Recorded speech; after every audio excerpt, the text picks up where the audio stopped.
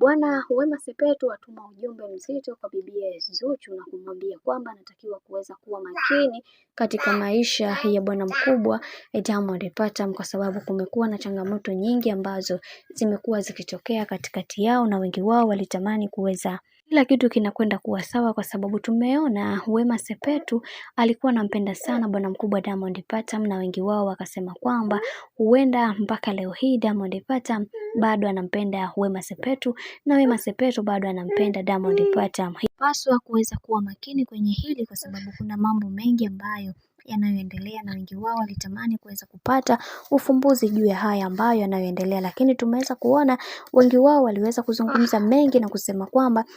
kwa upande wa Wema Sepetu anaamini kwenye kile ambacho anachokiamini kwamba Diamond Platnumz ni mtu mwema, na hiki ambacho alichoweza kukifanya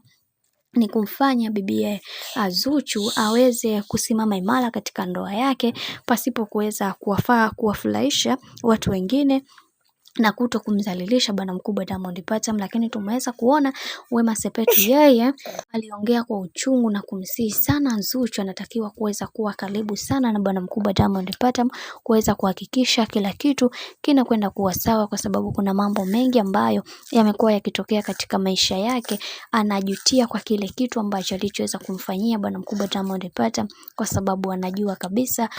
Wema Sepetu anajua kabisa Diamond Platnumz alikuwa ni mwema kwake, lakini makosa ambayo aliweza kumfanyia amedai kwamba hataweza kujisamehe kamwe katika maisha yake, kwa sababu anajua ni kitu gani ambacho alichoweza kukifanya, na anajua ni namna gani ambavyo alivyoweza kumuumiza bwana mkubwa Diamond Platnumz. Anajutia kwa kitu ambacho alichoweza kukifanya, na anakiri kutokukirudia tena kwa mwanaume wa aina yoyote, kwa sababu anajua hiki alichokifanya kimemletea madhara makubwa sana katika maisha yake.